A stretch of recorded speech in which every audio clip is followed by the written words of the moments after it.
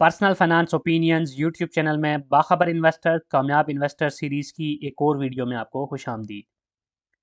इस video series में हर हफ्ते जो भी इम्पोर्टेंट ख़बरें होती हैं स्टॉक मार्केट से रिलेटेड, करेंसी के हवाले से और साथ साथ इंटरनेशनल मार्केट में ऑयल की प्राइसेस के हवाले से, पाकिस्तान के जो स्टेट बैंक के रिज़र्व्स हैं उसके हवाले से और दीगर वो तमाम इम्पोर्टेंट ख़बरें जो कि एज एन इन्वेस्टर आपके लिए जानना ज़रूरी होती हैं, उनका अहाता किया जाता है ताकि आपको बाखबर रखा जा सके, क्योंकि अगर आप बाखबर इन्वेस्टर होंगे तो तभी आप एक कामयाब इन्वेस्टर बन सकते हैं।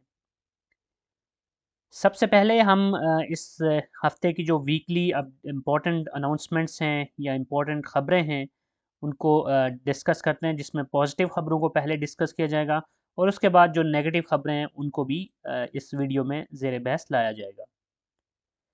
जो पहली ख़बर है वो शेल पाकिस्तान के हवाले से है, जो कि पाकिस्तान स्टॉक मार्केट में oil and gas marketing sector की एक कंपनी है और इस कंपनी ने ऐलान किया है कि एक Saudi company Wafi energy LLC Shell Pakistan के मेजॉरिटी शेयर्स 77.42% शेयर्स खरीदने के ख्वाहिश का इजहार कर रही है। ये एक बड़ी ख़बर है कि क्योंकि जो इंटरनेशनल शेल इंटरनेशनल है वो ऑलरेडी एग्ज़िट कर चुकी है और उसके एग्ज़िट के बाद बहुत ज़्यादा चहमगोइयाँ थी कि अब शेल पाकिस्तान का फ्यूचर क्या होगा। लेकिन ये एक अच्छी बात है कि अब एक और फॉरेन इन्वेस्टर अपना इंटरेस्ट शो कर रहा है शेल पाकिस्तान में। तो अगर ये जो इंटेंशन है वाफ़ी एनर्जी एलएलसी की, ये मटेरियलाइज़ होती है और रियलिटी की शक्ल इख्तियार कर लेती है, मेजॉरिटी शेयर और मेजॉरिटी उनके वोटिंग राइट्स होंगे, तो उसके बाद वी कैन एक्सपेक्ट के शेल पाकिस्तान की जो बिज़नेस है उसके ऊपर मज़ीद बेहतर असर पड़ सकता है, इनकी मैनेजमेंट पे, ओवरऑल इनकी बिज़नेस के प्रॉस्पेक्ट्स के ऊपर इसका एक मुस्बत असर पड़ेगा। और साथ साथ एज एन इन्वेस्टर फिर हम ये एक्सपेक्ट करेंगे कि शेल पाकिस्तान की जो बिज़नेस ग्रोथ है और सब्सिक्वेंटली जो शेयर होल्डर्स को फ़ायदा होता है वो भी ज़्यादा होगा। अब जो दूसरी खबर है वो द बैंक ऑफ पंजाब के हवाले से है। पाकिस्तान के स्टॉक मार्केट में मुख्तलिफ कंपनीज की तरफ से बैंकिंग सेक्टर की जो बड़े बड़े बैंक्स हैं उनकी तरफ से अनाउंसमेंट्स आ रही हैं कि वो अपनी एक्सचेंज कंपनीज बना रही हैं। तो उसी सिलसिले में द बैंक ऑफ पंजाब ने भी उस जो एक कोशिश है उसमें अपना हिस्सा डाला है और 2.5 अरब रुपए के अथोराइज कैपिटल के साथ इसने ऐलान किया कि ये अपनी एक्सचेंज कंपनी बनाएगी, जो कि एक होली ऑन सब्सिडरी के तौर पे काम करेगी बैंक की। तो यहाँ पर काबिल ज़िक्र बात ये है कि जो दीगर बैंक्स हैं उन्होंने भी इससे पहले अनाउंस किया, मीज़ान बैंक, फैसल बैंक, बैंक अल हबीब, यूनाइटेड बैंक, हबीब बैंक और कुछ दीगर बैंक्स ने। लेकिन द बैंक ऑफ पंजाब ने जो ऑथराइज्ड कैपिटल अनाउंस किया है वो बाकी सारे बैंक से ज़्यादा है अब तक जितने भी मैंने देखे हैं। मोस्टली 1 अरब रुपए की इनिशियल ऑथराइज्ड कैपिटल के साथ मुख्तलिफ कंपनीज अपनी एक्सचेंज कंपनीज बना रही हैं, मुख्तलिफ बैंक्स। लेकिन इसने 2.5 अरब रुपए की ऑथराइज्ड कैपिटल के साथ बनाया। तो इससे पता चलता है कि इस कंपनी के जो अगराज़ व मकासद हैं या जो इंटेंशन है वो एक बड़ी स्ट्रॉन्ग इंटेंशन है और एक स्ट्रॉन्ग पावर के साथ, अच्छे कैपिटल के साथ ये अपनी एक्सचेंज कंपनी बनाने का इरादा रखती है।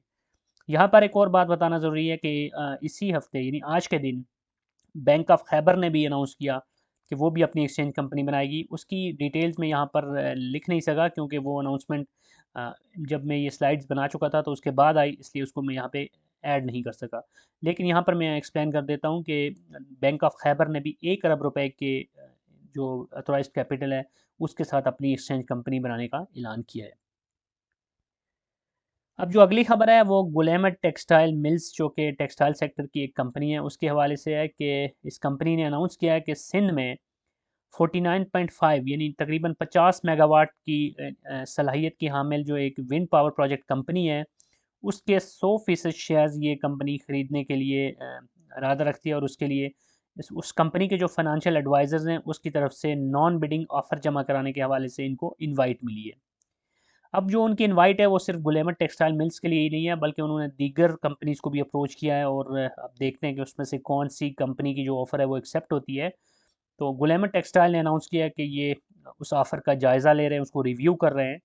तो आगे चलकर मैं इसी नेगेटिव ख़बरों की जो लिस्ट होगी उसमें एक ख़बर बताऊंगा कि वो कंपनी कौन सी है, क्योंकि एक और कंपनी ने अनाउंस किया है सिमिलर लाइंस के ऊपर कि वो एक 49.5 मेगावाट हामिल सलाहियत की हामिल एक विंड पावर प्रोजेक्ट कंपनी से डी इन्वेस्टिंग कर रही है, यानी उसमें से वो निकल रही है। तो गालिब इम्कान यही है कि ये सेम कंपनी की बात हो रही है, एक कंपनी इसमें इन्वेस्ट करने का इरादा रख रही है और दूसरी कंपनी उसमें से एग्जिट का इरादा रख रही है। तो आगे चल के उस पर भी हम बात करेंगे। अब जो अगली खबर है ये बहुत ही मुस्बत खबर है। एयर लिंक कम्युनिकेशन लिमिटेड, जो कि आईटी एंड टेलीकॉम सेक्टर की एक कंपनी है, टेक्नोलॉजी सेक्टर की कंपनी है, इसने ऐलान किया है कि चीन की जो एक मशहूर कंपनी है, इलेक्ट्रॉनिक्स कंपनी है शॉमी, तो वो एयरलिंक के साथ पार्टनरशिप कर रही है, जिसके तहत शॉमी के जो स्मार्ट टीवीज़ हैं वो एयरलिंक की जो लाहौर में फैसिलिटी है उसमें तैयार यानी मैन्युफैक्चर किए जाएंगे। तो यहाँ एक और अच्छी बात ये है कि ये जो एयरलिंक कम्युनिकेशन और शॉमी के बीच में पार्टनरशिप है, ये कोई पहली पार्टनरशिप नहीं है, बल्कि इससे पहले भी जो शॉमी के फ़ोन्स हैं उसके हवाले से दोनों कंपनीज़ के बीच में पार्टनरशिप ऑलरेडी जारी है, जिसके तहत पाकिस्तान में जो शॉमी के फ़ोन हैं वो एयरलिंक कम्युनिकेशन की जानब से फ्लोट हो रहे हैं मार्केट में। तो ये एक बहुत ही अच्छी खबर है। इट मीन्स के चाइना की जो ये कंपनी है वो पाकिस्तान में एयरलिंक कम्युनिकेशन को एक अच्छे पार्टनर के तौर पे जान रही है और अपनी जो पार्टनरशिप्स हैं उनको बढ़ा रही है। और इसके जो स्मार्ट टीवीज़ हैं ये बहुत पॉपुलर हैं चाइना के अंदर। जो टॉप सेलिंग कंपनीज़ हैं उनमें से एक ये कंपनी है in terms of smart TVs. तो अब इनके स्मार्ट टीवीज़ पाकिस्तान में भी अगर आते हैं थ्रू एयरलिंक कम्युनिकेशन और यहीं पे मैन्युफैक्चर होते हैं, तो ये हमारी इंडस्ट्री के लिए भी अच्छा होगा और स्टॉक मार्केट के लिए भी। अगर आप एयरलिंक कम्युनिकेशन में इन्वेस्टेड हैं या इन्वेस्टमेंट करना चाहते हैं, तो आपके लिए ये एक पॉजिटिव खबर है। अब जो अगली खबर है वो डंडोत सीमेंट कंपनी लिमिटेड के हवाले से है, जो कि सीमेंट सेक्टर की एक कंपनी है। इस कंपनी ने अनाउंस किया है कि टेट्रा इंजीनियरिंग लिमिटेड की तरफ से जो इन्वेस्टमेंट की ऑफ़र थी उसको एक्सेप्ट कर लिया गया है। और इस ऑफ़र के तहत टेट्रा इंजीनियरिंग लिमिटेड 500 मिलियन रुपए इंस्टॉलमेंट्स पे यानी किस्तवार बुनियादों पर देगी। और ये इस पैसे से डंडोट सीमेंट कंपनी लिमिटेड की जो कैपिटल की ज़रूरियात हैं उसको पूरा करने में मदद मिलेगी।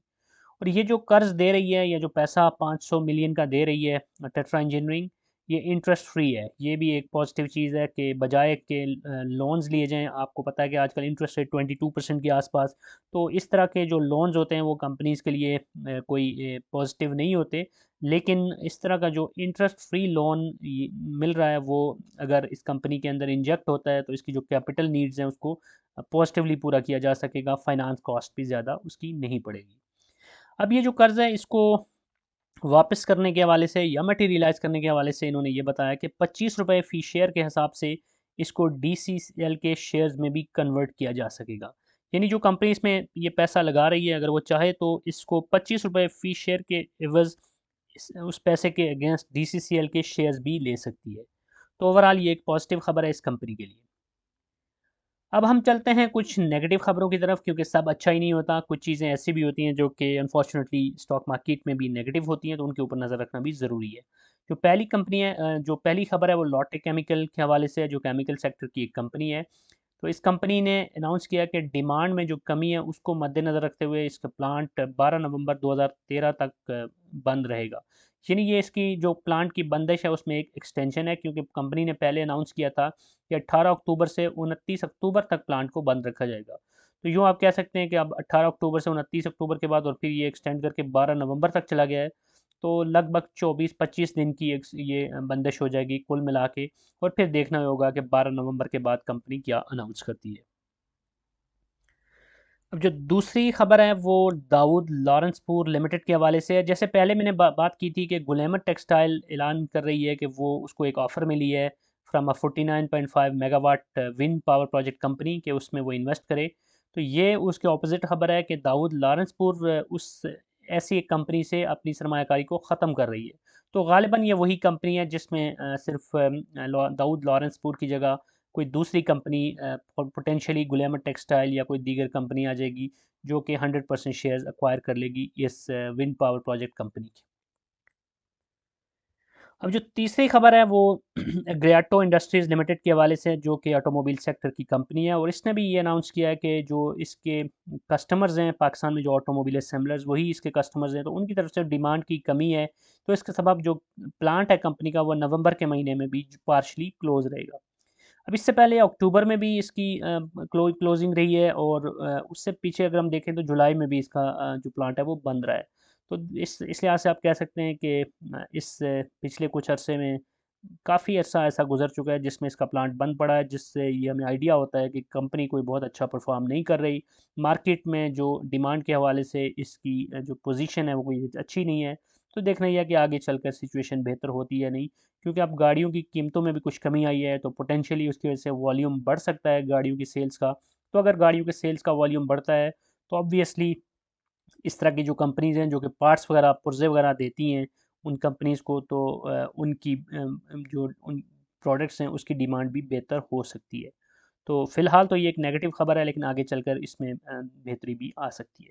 इसके बाद सुज़ुकी पाक सुज़ुकी के हवाले से मैंने इंटेंशनली यहाँ पर नहीं डाला, क्योंकि उसकी तो तकरीबन हर चंद दिनों बाद ये खबर आती है कि उसका प्लांट बंद रहेगा, 2 वीक्स का शटडाउन, कभी कितना। तो अभी भी उन्होंने एक दफ़ा फिर अनाउंस किया था कुछ दिनों के लिए उनका प्लांट शटडाउन रहेगा। लेकिन उस खबर को ना रखने का एक मकसद तो ये है कि वो बार-बार इस तरह की अनाउंसमेंट्स आ रही हैं, और दूसरा ये है कि वैसे भी पाक सुज़ुकी ने अपनी इंटेंशन शो कर दी है कि वो डीलिस्ट होने जा रही है स्टॉक मार्केट से। तो दैट मीन्स के अब वो जो पाक सुजुकी है वो शायद फ्यूचर में हमारी खबरों का हिस्सा वैसे भी नहीं रहेगी। अब हम आगे चलते हैं और यूएसटी टू पीकेआर का देखते हैं। तो 2-3 हफ्ते पहले तक तो मुसलसल हम देख रहे थे कि यूएसटी के अगेंस्ट पीकेआर मुसलसल बेहतर हो रहा था, लेकिन अब सिचुएशन बदल चुकी है और दोबारा से डॉलर ऊपर जाना शुरू हो गया है। और पिछले हफ्ते में भी ये ट्रेंड था कि 5 के 5 दिन डॉलर ऊपर गया था, और इस हफ्ते एक दफ़ा फिर आप देख सकते हैं कि 30 अक्टूबर से लेके 3 नवंबर तक आप देखें तो 280 रुपये 95 पैसे था 30 अक्टूबर को, और फिर 31 को इसकी क्लोजिंग हुई 81-47 पे, 1 नवंबर को 82-65 पे, सॉरी, और फिर आगे चलते-चलते 3 नवंबर को यानी आज फ्राइडे को 284 रुपये 31 पैसे पे इसकी क्लोजिंग हुई। तो इस हफ्ते का कुल मिला के देखें तो लगभग 4 पौने 4 रुपये 4 रुपये पूरे तो खैर नहीं बनते, 280-95 और 284-31। तो बहरहाल अच्छी खासी जो रुपये की डेप्रिसिएशन है वो इस हफ्ते में भी देखने को मिल गई, और अब देखना ये है कि आगे भी ये ट्रेंड जारी रहता है या फिर कुछ बेहतरी आती है।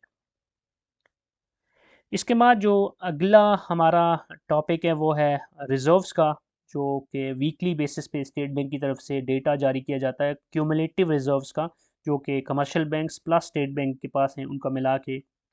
तो अनफॉर्चुनेटली यहाँ पर भी चीज़ें अच्छी नज़र नहीं आ रही। आप यहाँ देख सकते हैं कि 15 सितंबर को हाईएस्ट नंबर था 13.19 बिलियन यूएसडीज़ हमारे कुल मिला के रिजर्व्स थे। लेकिन उसके बाद भी इसमें मुसलसल डिक्लाइन आते आते अब सिचुएशन ये है कि जो लेटेस्ट डेटा यानी 27 अक्टूबर 2023 का, उसके मुताबिक जो हमारे रिजर्व्स हैं वो 12.58 बिलियन रह गए। तो ये किसी लिहाज से भी नेक शगुन नहीं है आगे चलकर, चूँकि आईएमएफ के साथ मुज़ाकरात चल रहे हैं रिव्यू के और सेकंड इंस्टॉलमेंट के हवाले से। तो चीज़ें लगता है कि वो बेहतर हो जाएँगी, क्योंकि आईएमएफ की जो रिक्वायरमेंट्स हैं, जो उनकी डिमांड्स हैं, वो भी पूरी की जा रही हैं। गैस का टैरिफ बढ़ा दिया गया। उसके अलावा भी आईएमएफ की तरफ से जो भी तकाज़ा किया जाता है, बिजली की कीमतें जिस तरह पिछले कुछ अर्से में मुसलसल बढ़ती रही हैं, और दीगर जो उनकी तरफ से रिक्वायरमेंट्स थी, एफबीआर की तरफ से जो टैक्स वसूली के हवाले से टारगेट्स, ये सारी चीज़ें उनकी मानी जा रही हैं। तो लगता ऐसे है कि जो अगली इंस्टॉलमेंट है वो मिल जाएगी हमें टाइम पे, तो उस सूरत में चीज़ें दोबारा से कुछ बेहतर हो सकती हैं। अब हम स्टॉक मार्केट को देख लेते हैं कि इस हफ्ते में स्टॉक मार्केट की परफॉर्मेंस कैसी रही। तो आप देख सकते हैं कि 5 के 5 सेशंस, अगर हम 30 अक्टूबर, 31 अक्टूबर, 1 नवंबर, 2 नवंबर और आज यानी 3 नवंबर, तो पाँचों के पाँचों दिन हमें एक बुलिश ट्रेंड देखने को मिला। स्टॉक मार्केट ने 53,000 का नफसियाती हिस्सा भी केएसई 100 इंडेक्स ने अबूर कर लिया, और ये 2017 के बाद पहली दफ़ा ऐसे हुआ है कि 53,000 से स्टॉक मार्केट में केएसई 100 इंडेक्स ऊपर चला गया। तो बहुत ही पॉजिटिव है, बहुत ही नेक शगुन है। स्टॉक मार्केट में बहुत से इन्वेस्टर्स अपने लॉसेस को रिकवर कर चुके हैं, और बहुत से लोग प्रॉफिट में जा चुके हैं, और अच्छी खासी कैपिटल एप्रिसिएशन मिल चुकी है। इसमें बहुत सारी चीज़ों का अमल दखल है। जो रिसेंट अप ट्रेंड है ये असल में सितंबर से मुसलसल आप देख सकते हैं कि एक अप ट्रेंड आ रहा है। तो इसमें जो मेजर रीजंस हैं इस हफ्ते की अगर बात करें, तो आज के दिन खास तौर पे जो इलेक्शन के हवाले से अनाउंसमेंट हुई है कि 8 ऑफ फरवरी को इलेक्शन होंगे, तो वो जो एक एम्बिग्विटी की सूरत थी उसमें कुछ क्लैरिटी आई है, तो उसका एक मुस्बत असर पड़ा है।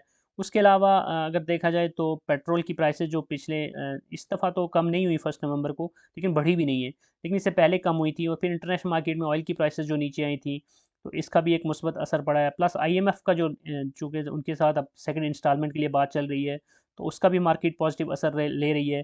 फिर डॉलर जो 315 से गिर के 280 से नीचे आ गया था, और अभी तो 283 के आसपास है, लेकिन फिर भी देखा जाए तो काफ़ी ज़्यादा उसने अपनी जो रुपी ने वैल्यू गेन की और डॉलर नीचे आया, तो उसका भी मार्केट के ऊपर पॉजिटिव असर पड़ा है। और साथ साथ अगर आप देखें तो कंपनीज़ के जो रिजल्ट्स अनाउंस हुए हैं उसमें हम देख सकते हैं कि मेजॉरिटी कंपनीज़ ने अच्छा खासा प्रॉफिट कमाया, अच्छे उनके पे आउट्स भी रहे हैं।